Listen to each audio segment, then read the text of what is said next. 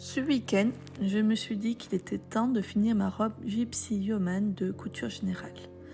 J'avais pour l'instant cousu que les smocks avec ma machine familiale. Il me manquait tout le reste à faire, c'est-à-dire préparer les manches, coudre les différents jupons, faire les ourlets et tous les assemblages de côté, etc., etc.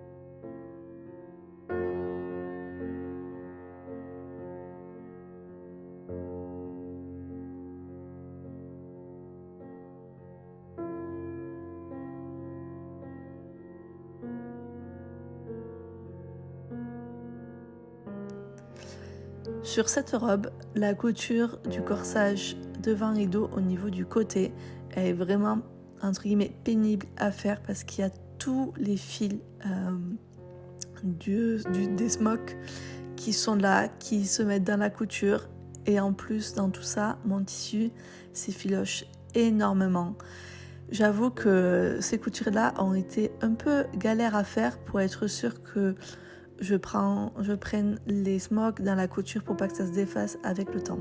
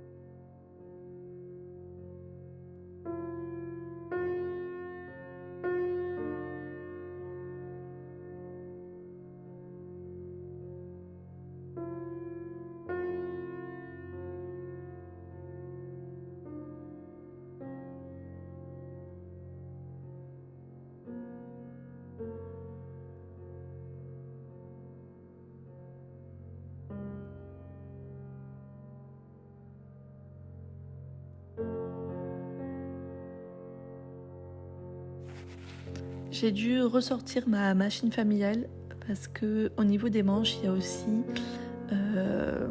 des coutures avec de fil élastique dans la canette à faire pour faire justement un effet français au niveau la tête de manche. C'est dommage que c'est pas dit dès le début, en même temps que les smocks, ça évite de refaire, pour ma part, de changer de machine et de remettre une canette d'élastique.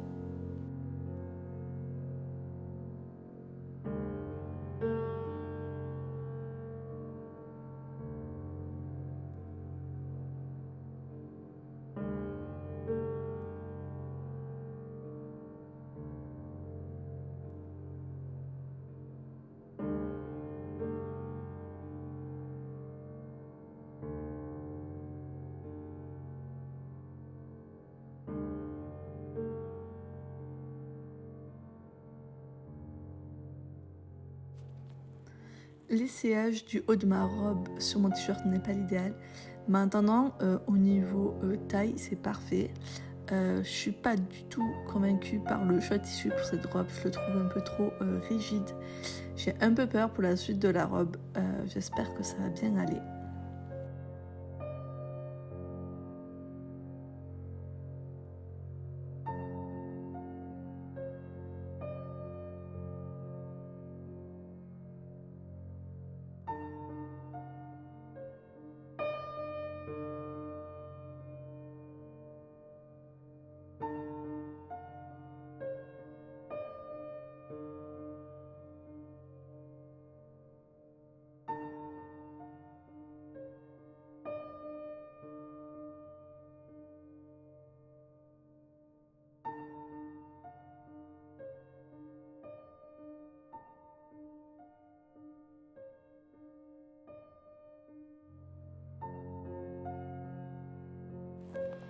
Il est temps pour moi de finir mon patchwork godé de couleurs. Pour le derrière du patchwork, j'ai choisi un tissu d'ameublement de chez Ikea, un petit morceau qui me restait et qui tombait pile poil à la taille que j'avais besoin. J'ai aussi utilisé un peu de bottine pour justement rendre ce côté un peu moelleux du patchwork, même si il va être accroché au mur.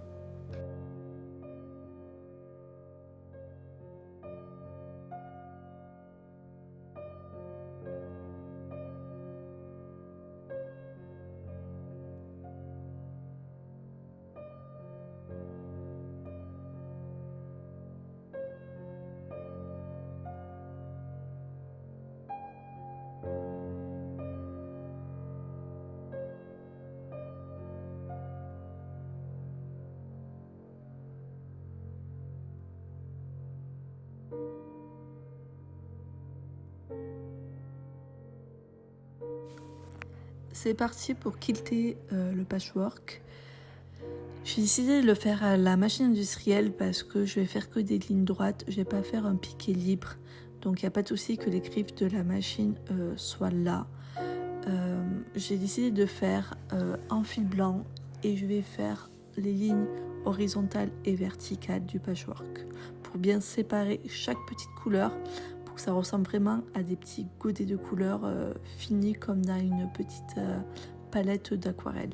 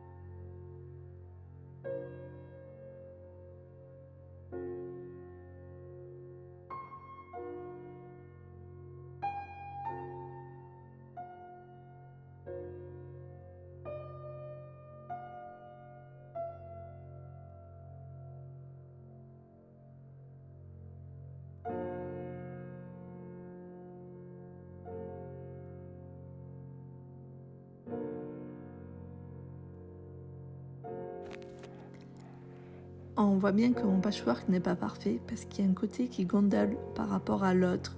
Il n'est pas tout à fait symétrique. Je n'ai pas du tout équerré pendant tout le processus de ce petit patchwork. Mais ce n'est pas grave, à mes yeux, je le trouve parfait. Il rend trop bien sur mon petit pan de mur qui me reste au-dessus de la fenêtre, à côté de mes étagères, avec mes petits objets de valeur, on va dire ça comme ça. Je l'adore.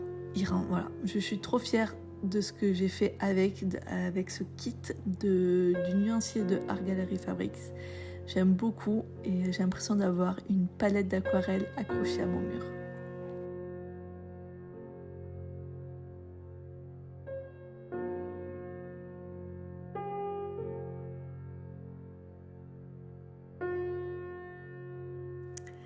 J'ai fini mon Stromboli de Kathleen Hunter. Comme vous pouvez remarquer, j'ai fait des manches courtes, j'ai longuement hésité, mais en fait, j'ai gardé le 3e écheveau de cette laine pour aller dans un autre projet, pour aller dans un autre combo, pour un châle, je vous en parlerai très vite. Sur mes aiguilles, il reste essentiellement le Gogo Dynamo de Stephen West, donc le MCAL de l'année dernière. J'ai avancé, je suis sur la 3e indice, c'est là où on fait les triangles, qui est effectivement très long à faire, parce qu'en fait on tricote sur peu de mailles par rapport à la grandeur du châle, et en fait on fait plusieurs rangs sur peu de mailles, mais l'effet est vraiment magnifique.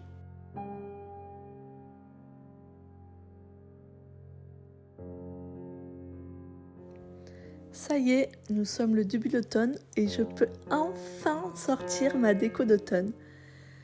J'adore cette saison, j'adore ce changement entre l'été et l'automne, où enfin on voit les arbres changer de couleur petit à petit. La nature n'est pas du tout la même.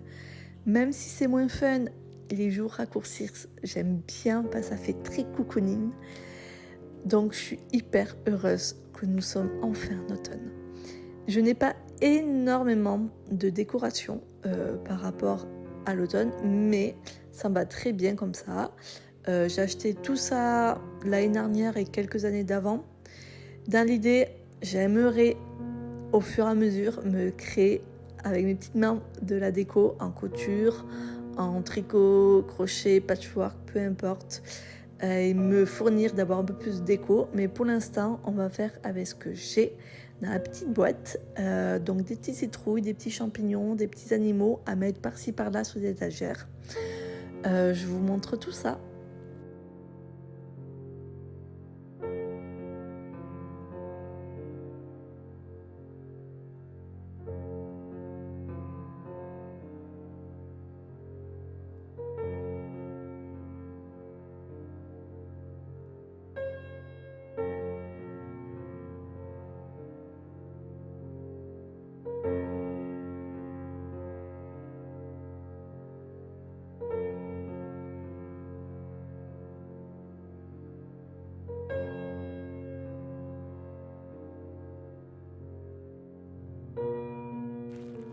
Je vous partage ma lecture du week-end que j'ai vraiment adorée.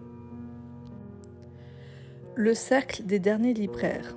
À Saint-Flour, Emma est une jeune libraire dynamique, créatrice d'une association de défense de la librairie indépendante, le cercle des derniers libraires. Victime d'un accident de vélo, Adrien Darcy n'est pas près de se remettre en selle. Mais quand le rédacteur en chef de La Montagne lui propose de mener l'enquête sur de mystérieux meurtres commis sur des libraires, le jeune homme, d'abord réticent, accepte de relever le défi. Premier indice, les 3 victimes appartiennent au cercle des derniers libraires. Qui se cache derrière cette association ? Qui lui en veut au point d'en supprimer ses membres ? C'est ce que Darcy compte bien découvrir.